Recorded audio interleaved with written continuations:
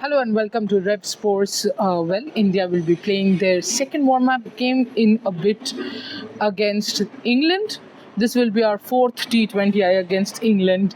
We have played an entire series, not T20I, sorry, it's T20.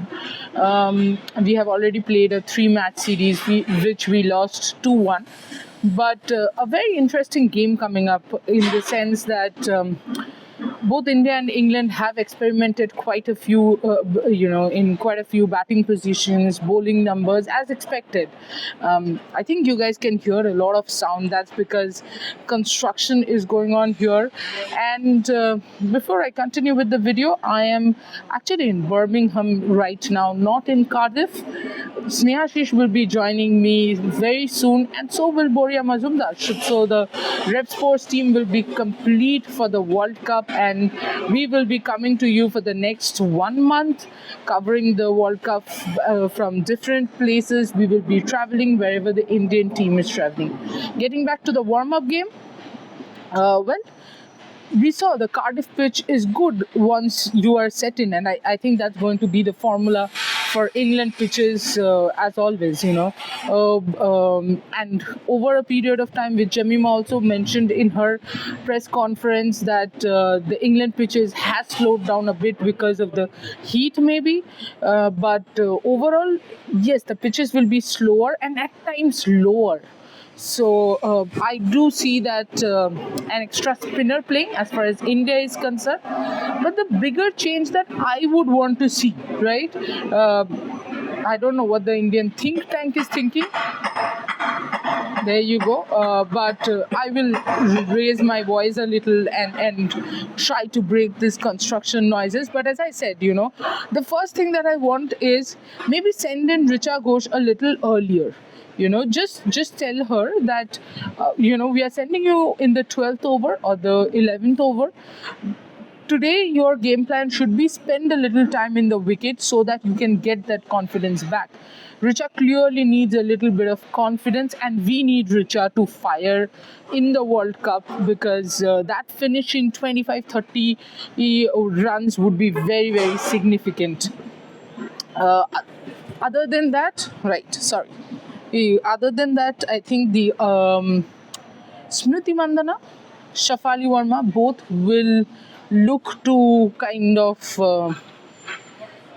play a bigger role, play for a longer period. That's what is important. The starts are there. The 30 runs, the 40 runs start. But you want one of them to go ahead and get those 50s, 60s. That is where I think the difference will be there. From 190 to 210 or 150 to 170. That difference will be there. And it is important that India does have that difference.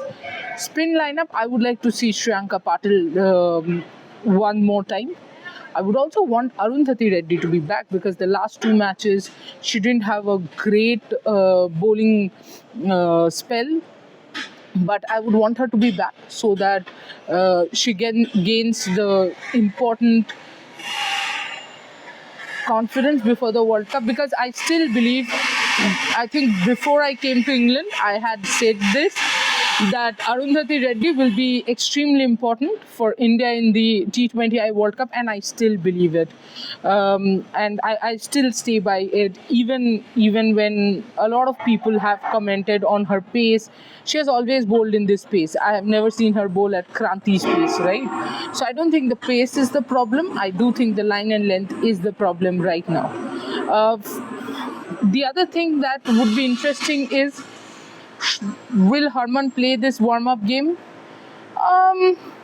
Not 100% sure she needs to, she doesn't need to. Yastika, yes. Bharti Fulmali, yes. And I would like Bharti Fulmali to really finish it this time, because last game she did get runs under her belt, which was also important. But this time she has to finish it well. Last game she scored some 23 runs of the last 5 overs. Not something that a finisher aims for, that is where I feel if India has to bank on her as a finisher, because remember one thing, Bharti is a one-dimensional player, and when I say one-dimensional player, what I mean is she brings the hitting capabilities, yes, but other than that, she's an average fielder, and she does not give you bowling. So there, I think Radha Yadav does put in her case with the fielding part, and also she can bowl 1 or 2 overs. Shriyanka Patil can give you 4 solid overs. So I think there is a lot of competition for Bharti's position, and Bharti does need to score more rapidly to fit in that role. So I think I would want Bharti to have a look in. Apart from that, pretty much the same side. Yastika should play, and so should Jemmy. Talking about England, something very interesting happened last warm-up game. England actually opened with Amy Jones and Danny White. I was going to say Alice Capsey, but England has had so many opening combinations that it's quite okay to get mixed up. But to be honest, Amy Jones as a opener, I don't think is a bad option. I do think is a better option than Sophia Dunkley.